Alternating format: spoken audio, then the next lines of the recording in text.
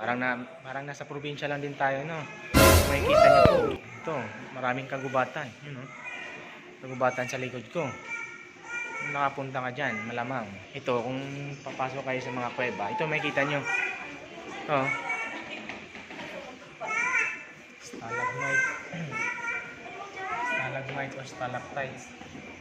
Yun. Ito, nakikita mo ito dati, parang bulawan siya. Bulawan. Diba? Ano yun? Dito tayo sa loob ng kuweba, oh. Sobrang dilim. Kung nasa madilim, wala. Hindi ako makiklaro nito. Diba? Ano dito maganda, madilim. Hindi tayo klaro pag nasa madilim tayo. Ayun, mga paniki pa. Maganda dito. Puntahan nyo na dito mga kadong, ha? Ano kayong mahiya kasi wala kayong hiya. Hahampasin kita, ha? Wala tayong mga hiya nito. Pasok tayo sa isang room. Room na punong-puno ng mga animal. Ang tawag nito ay Luzon Hornbill. Luzon Hornbill siya. Iba't ibang klase na ito. Philippine Fairy Bluebird. Yun. Kasi kulay blue. Uy! Takot ah! Nakatakot doon. Parang horror. No? Ito naman. Rufus Paradise Flycatcher. Diba? Ano yan, mga ibon na to. Dito lang natin makikita. Hindi natin nakikita sa totoong buhay.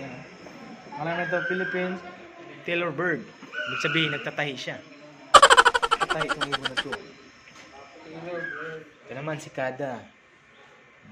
Sikada yan ka. Philippine Trogon. Ito.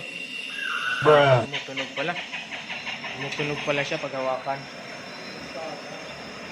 Ito naman, Philippine Frogmount. Kasi kamukha siya ng palaka. Dito, lobat siya, lobat. Pero tawag niya, Philippine Forest Frog. Palaka siya sa gubat. Ito yung alam natin na lahat. Owl. Owl. Hindi na siya tumutunog kasi lumapit na ako. Brand pinatay natin na. Deer. Philippine Brown Deer. Meron palang deer yung Pilipinas. Ito, Great Earth Nightjar. Ito siya. Ito pala. Yung mga... ito pala, no, pag pumasok ka dyan, makukulong ka. Kasi buhay yan, buhay. Kakainin ka nila. Hindi ka na makakawala. Wala kang kawala dyan, no? Huwag kang pumasok. Dito naman tayo sa lupang sinilangan. Ito, kakaiba to, kakaiba to. Nakatayo siya. Nakatayong crocodile yan. Ibig sabihin, wala ng tubig. Ito yung tubig niya. So, naubos na kasi, El Nino na eh. El Nino na, kinukuha niya yung ibon, no? Hindi siya makuha-kuha kasi mabilis lumipad. Pero tinalian yan. Ayan. Muntik na niya makain. Yun. Lumilipad na, crocodile. Tumatayo. Ngayon, dito lang kayo makikita yung tumatayong crocodile. Ito yung mga sinaunang pato. Pato. Mga pato dyan. Ngayon lang ito nakikita. Paras tayo. Ngayon lang. Ayun, itong tawag ng lizard na to, kaya laging nakamonitor to sa'yo. May tinatawag siyang monitor lizard.